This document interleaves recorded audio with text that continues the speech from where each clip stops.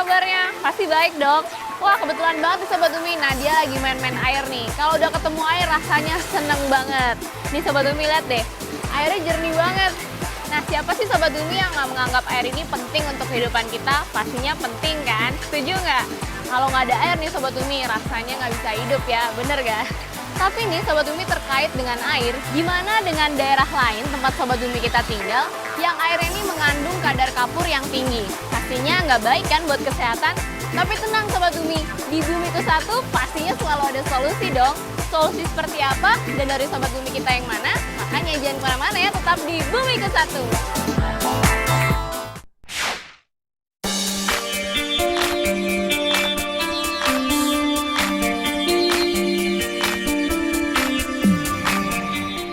Hai Sobat Bumi, memasuki musim penghujan seperti ini, bagaimana ketersediaan air bersih di tempatmu? Berlimpah atau malah berkekurangan nih karena terkontaminasi dengan banjir? Gak musim kemarau ataupun musim hujan, fenomena krisis air bersih tetap saja ya melanda beberapa daerah di Indonesia. Salah satu daerah yang sering dilanda krisis air adalah kawasan Gunung Kidul, Yogyakarta. Daerah ini merupakan kawasan perbukitan karst atau batuan kapur. Tanah yang mengandung batuan kapur menyebabkan air yang ada di permukaan dengan cepat terserap oleh batuan kapur. Sehingga walaupun curah hujan di daerah ini sangat tinggi, tapi permukaan tanah terlihat sangat kering Sobat Bumi. Air yang diserap oleh batuan kapur juga menjadikan air menjadi kurang layak konsumsi karena kandungan kapur yang tinggi. Untuk mendapatkan air siap minum di kawasan kapur ini dibutuhkan waktu, energi, dan tahapan yang banyak. Air terlebih dahulu harus dimasak dengan suhu tinggi, kemudian diendapkan beberapa saat. Setelah kapur mengendap ke bawah, barulah kapur dipisahkan dengan beberapa kali penyaringan. Melihat permasalahan ini, Purnawan, dosen jurusan Teknik Lingkungan Institut Sains dan Teknologi Aktin Yogyakarta, membuat sebuah inovasi pengolahan air siap minum. Dibantu dengan mahasiswanya, ia menerapkan teknologi filtrasi air, sistem ion exchanger, dan sterilisasi. Teknologi ini untuk mengolah air sumur dengan kandungan kapur yang tinggi menjadi air siap minum. Inovasi ini sudah ia terapkan Sobat Bumi dan telah dinikmati oleh ratusan warga pesantren Al-Hikmah Sumberrejo, Gunung Kidul. Mau tahu Sobat Bumi inovasi ramah lingkungan kali ini? Langsung saja ya simak episodenya.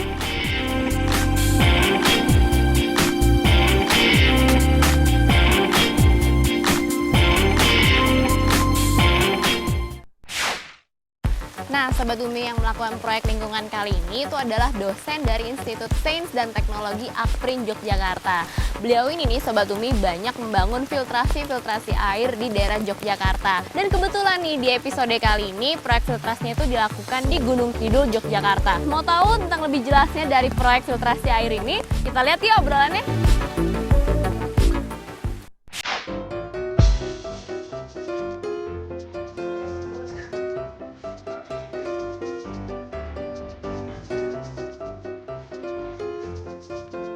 Menurut hasil analisa kami bahwa air di sini itu mengandung kapurnya atau kesadarannya itu 374 ppm, mendekati batas limit dari Peraturan Menteri Kesehatan Nomor 446 di angka 500 ppm.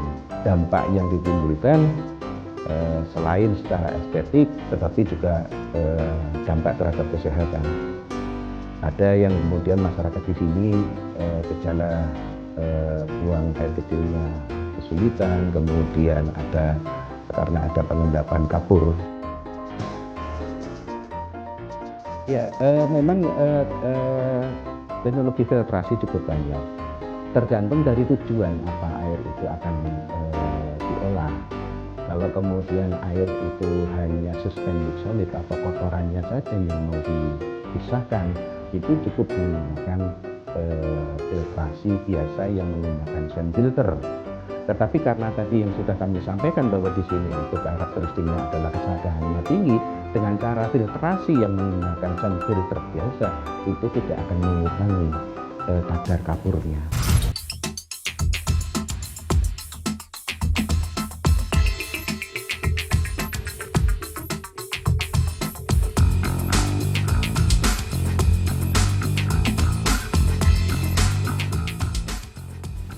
Kenapa kami memilih di lokasi Pondok Pesantren Al-Hikmah? Yang pertama, ada kedekatan hubungan emosional kami dengan Ustadz, ada kedekatan. Kemudian yang kedua, Gunung Kidul ataupun Karangmojo di sini itu tidak begitu jauh dengan Jogja, sehingga kami bisa mengaplikasikannya lebih mudah. Dan kami melihat bahwa permasalahan air yang tadi kami sampaikan itu cukup urgent untuk segera dilakukan.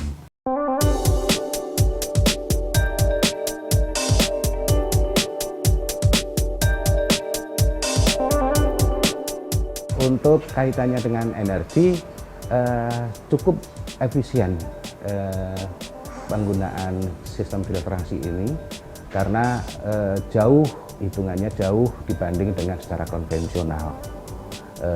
Mungkin bisa dihitung, kalau dihitung sekitar 1/5-nya daripada secara konvensional. 1 meter kubik air bersih dengan cara ion exchanger ini hanya membutuhkan sekitar 0,7 kWh per meter kubiknya. Karena air merupakan kebutuhan hakiki manusia dan semakin keterbatasan baik secara kuantitas dan kualitasnya semakin menurun, saya cukup tertarik untuk mempelajari kaitannya dengan metode penjernihan air, baik dengan cara filtrasi ataupun reverse osmosis maupun dengan cara yang lain. Sobat Umi, kalau lagi musim hujan seperti ini nih, lihat deh, airan-airnya nih pada saluran nih menjadi keruh karena sedimen tanah yang terbawa oleh aliran air. Nah, harusnya nih air keruh seperti ini bisa ya dilakukan penjernihan melalui filtrasi air.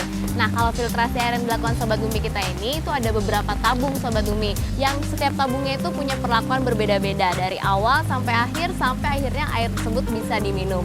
Kira-kira prosesnya seperti apa ya Sobat Umi, dari air yang mengandung kadar kapur yang cukup tinggi bisa diminum oleh penduduk di sekitar sana. Kita lihat yuk di segmen Kulak-Kulik yang satu ini.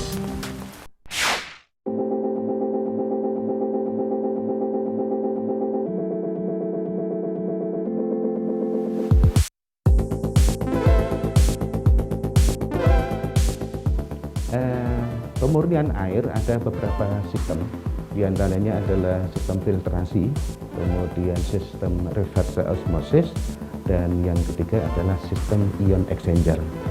Nah, kami di sini menggunakan sistemnya adalah filtrasi digabung dengan sistem ion exchanger. Sistem filtrasi hanya menghilangkan kotoran secara fisik saja. Secara kemis menggunakan ion exchanger yang kation tadi, yang berfungsi untuk mengikat kapurnya.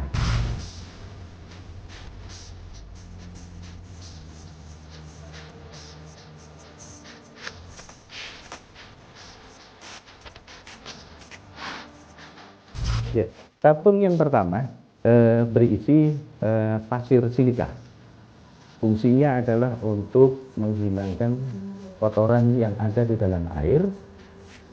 Kemudian setelah itu yang kedua adalah untuk mengikat kapur yang ada di dalam airnya. Setelah keluar dan disaring kembali atau difilter dengan mikromembran atau saringan dengan ukuran yang bervariasi dari ukuran 5 mikron, kemudian 2 mikron, dan yang terakhir adalah karbon block. Fungsinya adalah yang ujungnya paling ujung adalah untuk menghilangkan bau, rasa, dan warna. Kemudian pada saat masuk ke tangki reservoir diinjek dengan ozon generator, itu untuk berfungsi untuk sebagai sterilisasi jangka panjang. Kemudian yang kedua, setelah dari tangki reservoir masuk ke sterilisasi juicy, jadi bisa dikonsumsi.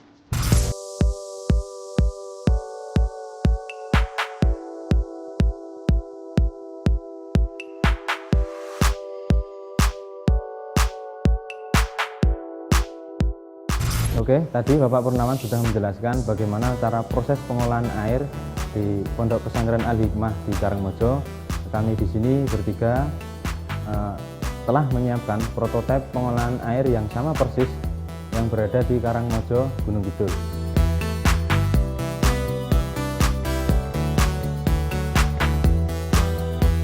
Pengolahan air tersebut ada dua. Yang pertama itu sand filter, di dalamnya itu terdapat pasir silika. Pasir silika tersebut dapat kita peroleh dari daerah Tuban dan daerah Bangka di Indonesia. Kemudian air sebelum diolah kita cek dulu kesadaran ataupun kadar Ca-nya, kadar kapurnya dengan menggunakan larutan buffer, manfer, dan larutan ETA. Kemudian nanti dapat diketahui jumlah ppm dari kapur tersebut di dalam air.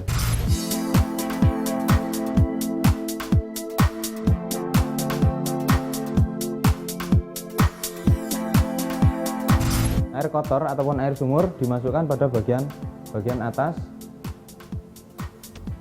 kemudian masuk ke sand filter atau saringan pasir. Oke.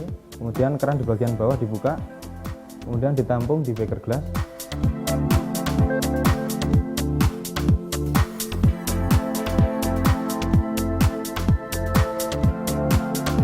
Kemudian air dimasukkan ke penukar kation di sebelahnya. Kalau pada pengolahan air yang ada di Karangmojo, tangki ini filtrasi ini merupakan filtrasi nomor 2, sedangkan ini filtrasi nomor 1. Dimasukkan di bagian atas. Oke. Kemudian air ditampung di beker gelas dan keran di bagian bawah dibuka seperti itu. Sehingga dengan proses ini kapur akan terserap oleh kation yang terdapat di dalam tabung di sini.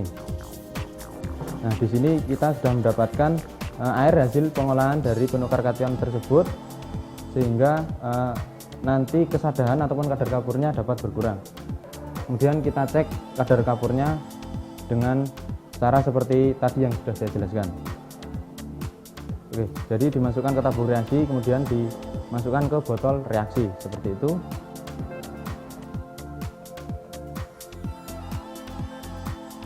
Satu tetes, kemudian digosok. Nah, ini kita dapat melihat hanya dengan satu tetes, maka larutannya sudah menjadi biru, sehingga dapat kita simpulkan kalau satu tetes itu mewakili 17,1 mg per liter, sehingga air hasil pengolahan tersebut kandungan kapurnya hanya 17,1 ppm atau 17,1 mg per liter.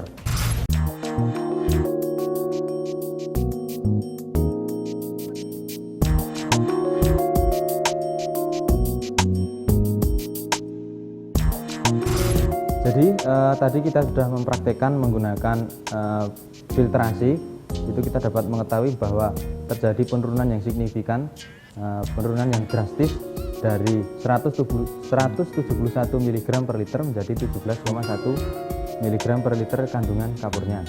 Nah, sebenarnya cara yang konvensional untuk menghilangkan kapur dalam air adalah dengan cara mendidihkan. Nah, kami di sini sudah mendidihkan dua air, yang air ini sebelum pengolahan dan ini air setelah pengolahan. Nah, di sini dapat kita lihat bahwa di air sebelum pengolahan setelah dididihkan, ini di sini terdapat endapan kapur di bagian bawah yang cukup banyak. Nah, ini dapat dilihat di bagian bawah ini terdapat kapurnya di bagian bawah setelah dididihkan. Kemudian pada air yang setelah pengolahan ini hanya sedikit kandungan kapur yang terendap, mungkin hanya beberapa saja karena tadi kandungannya cuma 17,1 mg per liter. Dapat dilihat secara fisik kalau sebelum pengolahan dan setelah pengolahan ini tingkat kejernihnya juga berbeda. Yang setelah pengolahan ini jelas terlihat lebih jernih dan ini masih agak keruh seperti itu.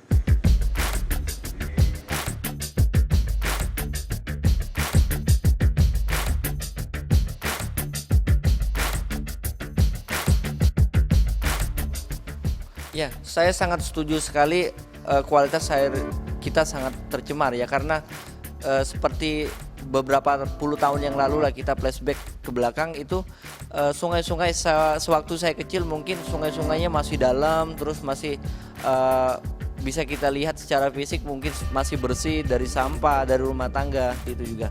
Dan juga pencemaran sungai itu sendiri juga seperti dari industri ya.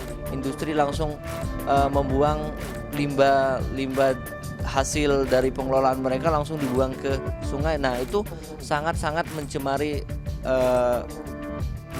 dan mengurangi kualitas dari air bersih kita itu sendiri, seperti itu. Ya, selain metode tadi yang ketiga tadi, dapat juga digunakan air bersih, tidak hanya digunakan sekali pakai.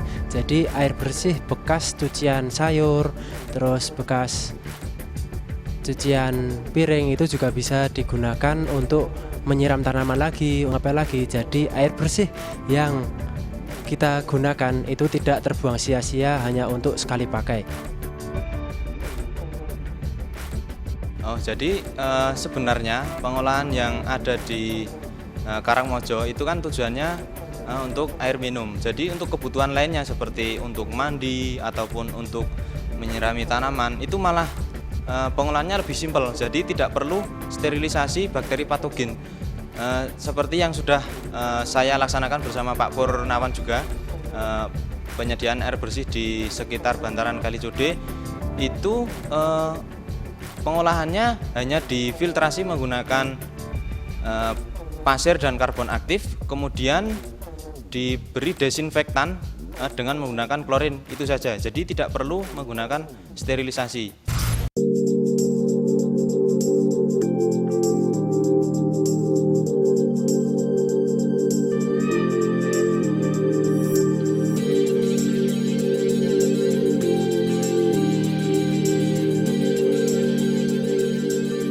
Awal pesantren ini, jadi kalau berdirinya memang tahun 89, tapi kita agak aktif sekitar tahun 98, sampai beberapa tahun yang lalu ini sama sekali tidak ada air minum.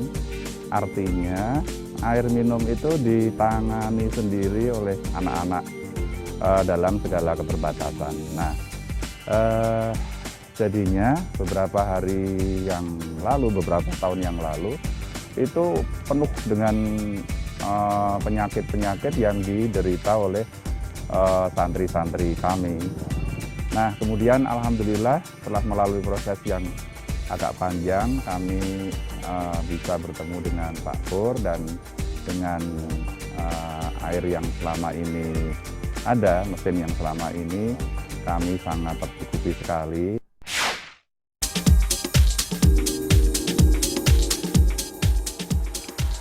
Keterbatasan air karena mengandung tingkat kapur yang tinggi ternyata bisa diatasi kan dengan solusi filtrasi air pada episode kali ini.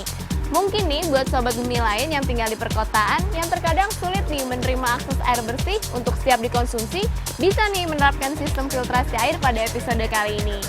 Nah, Sobat Bumi yang ketinggalan info lingkungannya, tenang aja, langsung aja follow Twitternya Bumiku1 di @bumiku1.tv. Kalau gitu deh pamit dulu ya Sobat Bumi, Bumiku1, lestarikan selalu, dadah!